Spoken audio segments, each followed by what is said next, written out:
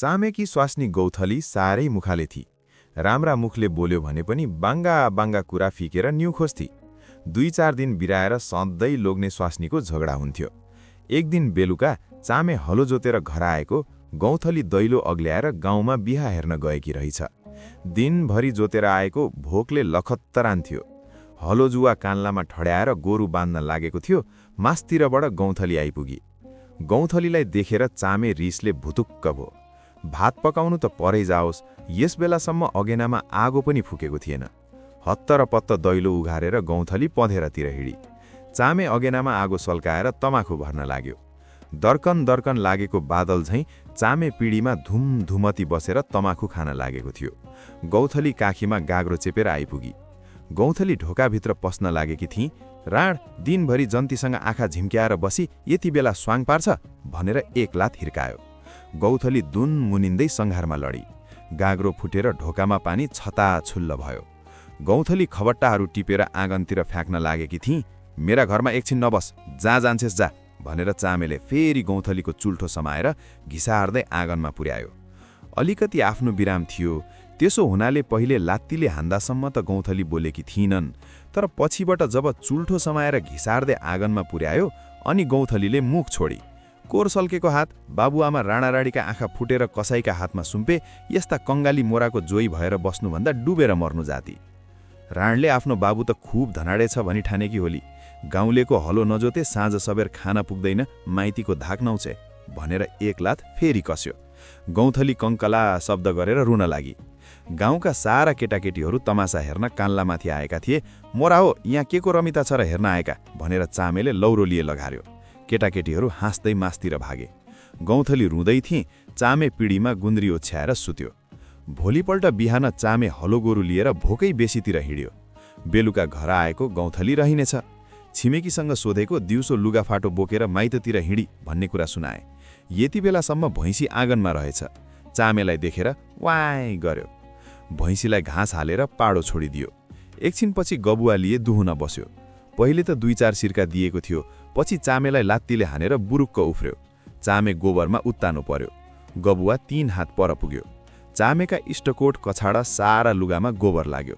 भित्तामा मुष्ठीभरिको लाठो ठडाइराखेको थियो। टपक्क लाठो टिपेर 2 चोट के हानेको थियो। भैँसी दाम्लो छिनाएर उफ्रिँदै कोकलेको मकैबारीमा पस्यो। चामे च्वाच्वा गरेर समाउन खोज्थ्यो। भैँसी चाहिँ तर्सेर यो छेउबाट उछेउ, उछेउबाट यो छेउ गरेर कुद्न थाल्यो। भर्खर गोडेका मकै सारा सोत्तर भए।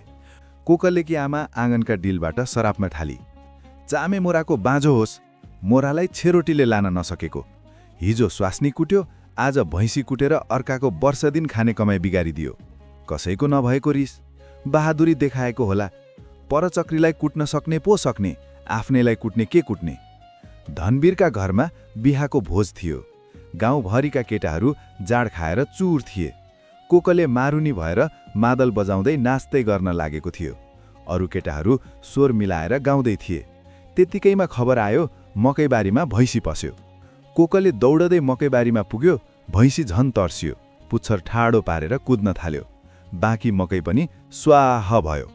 मकै सोत्तर पारेको देखेर कोकले आगो भयो।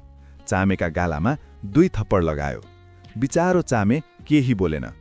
आधा रातितिर बल्ल 4-5 जना भएर भैँसी धपाएर ल्याए। भोलिपल्ट बिहान चामे पँधेराबाट काँधमा पानीको गाग्रो बोकेर आउन लागेको थियो। मासतिरबाट जुठे दमैकी स्वास्नी झरी। जुठे दमैसँग चामेको मेल थियो। जुठेकी स्वास्नीलाई चामे भाउजू भन्थ्यो। चामेले पानी बोकेको देखेर जुठेकी स्वास्नीले हाँसेर भनी, आइयो लोग्ने मान्छेले पानी बोकेको कति नसुहाएको। के गर्नु भाउजू, राणलाई माइततिर गाडी हाले, आफूले नबोकेको कसले बोकिदिन्छ। कुट्न थालेपछि आँखा नदेख्ने बिचरी नभागेर के गरोस्। आफ्नो मुखले छुरा जस्तो मुख छ अनि नकुटेर के गर्नु। मुखाले भएको अलिकति कुटेरै हो ब्यारे। चुप लाग। पोहोर दशैँमा जुठे दाइले एकचोटि तिमीलाई कसरी कुटेथे, खोइ त 1 वचन फर्कायो। एकचोटि भन्छौ, अहिलेको भक्ति भइरहेछन्। अघि त नकुटेको दिनै हुँदैन थियो। बेलुका भोटे गाउँतिरबाट जाँड खाएर आए अनि एउटा न्यु फिकेर कुट्न थाल्थे। झन् चाडबाडको दिनमा त के भन्नु, 2-4 दिन झरी बादल भो कि आजकाल पनि जिउ दुख्छ। तर आफूले त यो उमेर भो कहिल्यै मुख फर्काएको थाहा छैन। हो त नि, के कुटेर मुखाले भइकी भन्छौ। तिम्रा जस्तै सुबानी भए पूजा गरेर राख्थे। भो सर्काउनु पर्दैन। जे भए पनि स्वास्नी जैरीसँग टेक गरेर हुँदैन। कति दिन पानी पँधेरो गरेर बस्ने, भोलि नै खुरुकै लिन जाउँ। बो ज्ञान जानेर आउँछे भने घर छँदैछ, लिन त पोडे भए जाउँला।